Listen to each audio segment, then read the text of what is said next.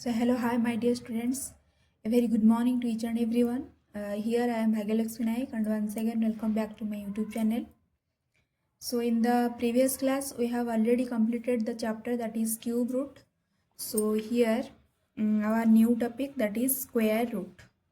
Okay, that is square root. So I think all of you have clear about the cube root. So now we are starting the new chapter that is square root. So here square means what? 2. That means any non-zero base having the exponent as 2, like x square. At the place of x we can put any non-zero number like 2 to the power square, 3 to the power square, 4 to the power square, like this. And also we know the meaning of root, that is origin. So here see some example here. 1 square means multiply 1 two times, that is 1. Then 2 square, that equal to 4. In 3 square, that equal to 9. In cube you should have to multiply the number 3 times. In square we have to multiply the number 2 times. Okay, so if anybody asks in the reverse order, that means where what is the square root of 4? So how can we write it? So see here the notation of square root, that is root under x or x to the power 1 by 2. These are the notation of square root. So here we have to find the square root of 4, that is under square root 4 or 4 to the power 1 by 2. So here answer is 2. Also here we can write 4 square means we can write 2 to the power square into 1 by 2, then 2 cancels, so answer is 2. So these notation are the notation of square root. So in cube root we should have to remember the cube 1 up to 20. Similarly here we should have to remember the square 1 to 30. Okay, so here I am writing the square 1 to 30, that is 1 square 1, 2 square equal to 4, 3 square that is 9, 4 square that is 16, then 5 square 25. So dear student, you should have to remember the square from 1 to 30. I'm also writing all this here. Also you can check or write by calculating all these numbers. Okay, so now go to the second point. First point you should have to remember this. The second point is see here. When we square 1, the answer is 1 here. Whenever the unit place 1 of any number, then after squaring the unit place is also 1, right or not? Similarly see here 9 square is also 1, 1, 1. That means whenever we squaring 1 and 9, okay, so the unit place is 1. Got it? Then go to the second. 2 square is equals to 4. Here it is 2-digit number and the unit place is 2. Whenever we square it, the in the result the unit digit is 4. Here also 4. So for 2 the unit digit should be 4. Again for 8 the unit digit is 4. So here we can write for 2 and 8 the unit digit is 4. Got it? Then go to the next, that is when 3 square that equal to 9. That means when the unit digit is 3, after squaring we get the unit digit, that is 9. That, and again see here 7 square also 9. 7 square is 49 and the unit digit is 9 here. So we can write that is for 3 and 7. 3 and 7 the unit digit is 9. Okay, then go to the next one, that is 6. Okay, here 4 square. 4 square the unit digit is 6, here also 6 and 6. That means when we squaring a number, if the unit digit of that number is 4, after squaring it we get the unit digit 6. So for 4 it is 6 and for 6 it is also 6. So here we can write 4 and 6, the unit digit is what? 6. Okay, then for 5 it is 5. When the unit digit of any number is 5, if we is squaring the number, then the unit digit also same, that is 5. So then we should have to remember this one. So then solve. Then go to our questions. So here my first question, that is find the square root of 4096. So here we have to find the square root. तो यहाँ पे देखो unit digit में क्या है? 6 है, ठीक है। तो हमको यहाँ पे फर्स्ट 6 लेना है। तो 6 किस नंबर का यूनिट प्लेस में आता है? 2 नंबर का, 4 और 6 का। हमको लेकिन पता नहीं है किसका होगा, तो हम 2 ही लेंगे। एक है 4 और दूसरा है 6। Okay, so since this is square of number, so we have to cancel 2 digit from right side. तो हमको यहाँ पे 2 डिजिट कैंसिल करना है, ठीक है। तो कैंसिल करने के बाद बचा नंबर कौन सा? 40। तो हमको चेक करना है 40 किस किस नंबर के स्क्वायर के बीच में आता है, ठीक है। तो यहाँ पे देखो 40 है, मतलब 36 और 49 इसके बीच में आएगा, ठीक है। सो 36 किसका स्क्वायर है? 6 का स्क्वायर। 49 किसका स्क्वायर है? 7 का स्क्वायर। मतलब ये 40 किस किस के बीच में आएगा? 6 स्क्वायर और 7 स्क्वायर के बीच में आएगा। तो हमको क्या लेना है? छोटा वाला नंबर लेना है, ठीक है। तो हम यहाँ पे 6 लेंगे, ठीक है। तो दो पॉसिबिलिटी क्या है? 64 आएगा और दूसरा वाला 66 आएगा। अब हमको चेक करना है कि इन दोनों में से हमको कौन सा नंबर लेना है, ठीक है। तो यहाँ पे देखो 6 का नेक्स्ट नंबर क्या है? 7। तो हमको 6 × 7 मल्टीप्लाई कर देना है, ठीक है। 6 7 जा 42। तो वहाँ पे देखो 40 बड़ा नंबर है या 42 बड़ा नंबर है? 42 बड़ा है, मतलब 40 यहाँ पे छोटा नंबर है। तो अंदर अगर छोटा नंबर है तो हमको छोटा वाला लेना है।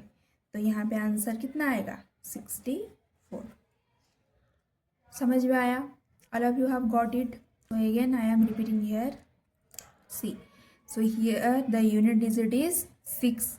हमको पता है अगर कोई नंबर जिसका यूनिट प्लेस में 4 और 6 आएगा, उसके स्क्वायरिंग में 6 आएगा। तो हमको क्या लेना है? अगर 6 यूनिट डिजिट में है तो उसका रूट में 2 ही नंबर आएगा, एक है 4 और है 6, ठीक है। तो इसको लेने के बाद हम राइट साइड से 2 डिजिट कैंसिल कर देना है। तो देन कैंसिल करने के बाद बचा 40। अब चेक करना है 40 किस किस नंबर के स्क्वायर के बीच में आता है। तो 6 स्क्वायर और 7 के स्क्वायर में बीच आता है। तो हमको लेना है 6 और 7, ठीक है। तो हमको छोटा वाला लेना है। तो 64 आएगा या 66 आएगा, ठीक है। तो अब हमको देखना है इन दोनों में से हमको कौन सा लेना है, ठीक है। तो कैसे चेक करें? 6 को उसके नेक्स्ट नंबर के साथ मल्टीप्लाई कर देंगे तो कितना आ रहा है? 42 आ रहा है। तो यहाँ पे अंदर वाला नंबर 40, यहाँ पे 42। तो अंदर वाला नंबर छोटा है तो हमको छोटा वाला लेना है, ठीक है। तो दूसरे एग्जाम्पल से आपको अच्छे से समझ में आ जाएगा। तो देखिए, so our next number that is 7744। इसका स्क्वायर रूट निकालना है, ठीक है। इसका यूनिट डिजिट में क्या है? 4 है। अगर 4 किस नंबर का स्क्वायर है तो उसका रूट में क्या क्या आएगा? किस नंबर का स्क्वायर में 4 आता है? एक है 2 2 ज़ा 4, मतलब 2 आएगा। और दूसरा वाला दैट इज 8 8 ज़ा 64, तो 8 का आएगा, ठीक है। 2 और 8 तो स्क्वायर रूट है। तो हमको 2 नंबर यहाँ से कैंसिल करना है। After cancelling the remaining 2 digit that is 77। हमको चेक करना है 77 किस किस नंबर के स्क्वायर के बीच में आता है। ठीक है, यहाँ पे देखो 77 किस किस के बीच में आता है, 64 और 81 के बीच में, दैट मीन्स 8 स्क्वायर और 9 स्क्वायर के बीच में आता है। तो हमको यहाँ पे लेना है दैट इज 8 स्क्वायर और 9 स्क्वायर के बीच में क्या आता है, 77। तो हमको यहाँ पे छोटा वाला नंबर लेना है दैट इज 8। तो यहाँ पे हम लिख सकते हैं 82 और 88।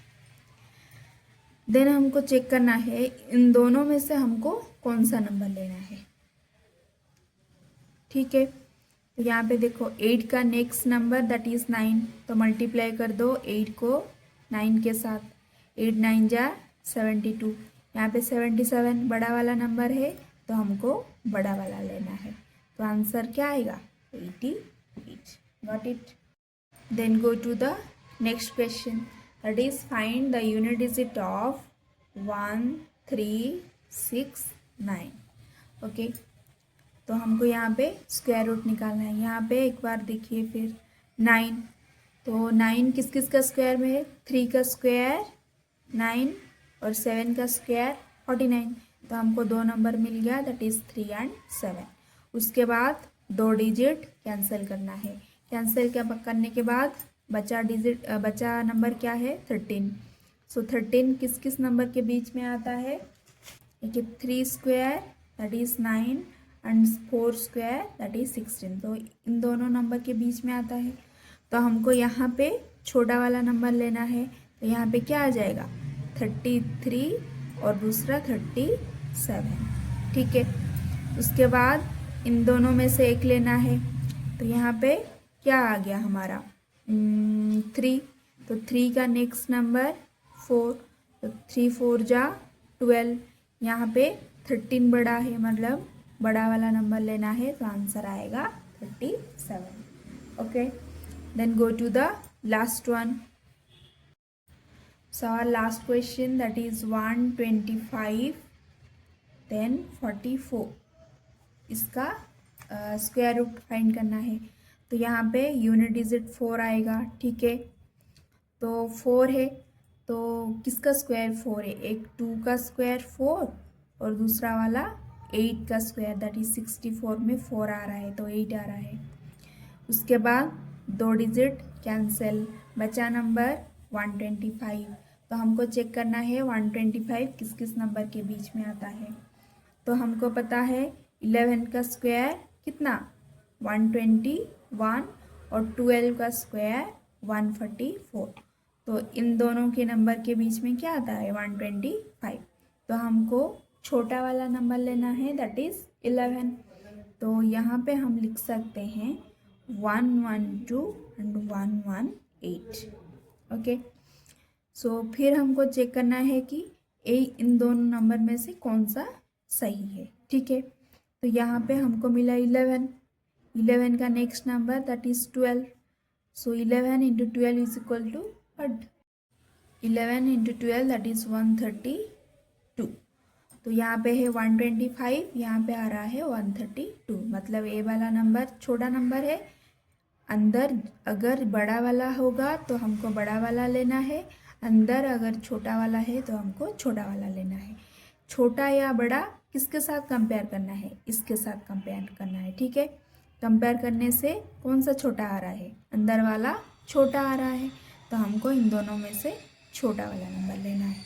तो आंसर क्या आ जाएगा 112। Got it. So I think all of you have got the square root easily. So another thing see here, यहाँ पे जब हम स्क्वायर कर रहे हैं, ठीक है, तो जब हम यहाँ पे स्क्वायर कर रहे हैं तो यूनिट प्लेस में क्या आएगा 1 4 9 6 5 6 9 4 1।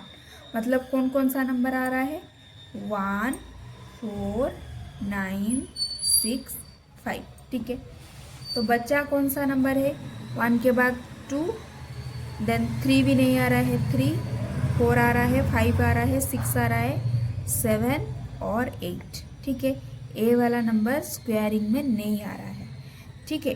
तो हमको ये याद रखना है, जब कोई नंबर उसका यूनिट डिजिट अगर 2, 3, 7 और 8 है तो वो परफेक्ट स्क्वायर नहीं है, ठीक है। तो उसका आंसर किस में आएगा, डेसिमल में भी आएगा। ये बात आपको याद रखना है, ठीक है। So our square root and cube root video is over here. So in the next video I will come with another new topic. So stay tuned and thank you. Bye bye.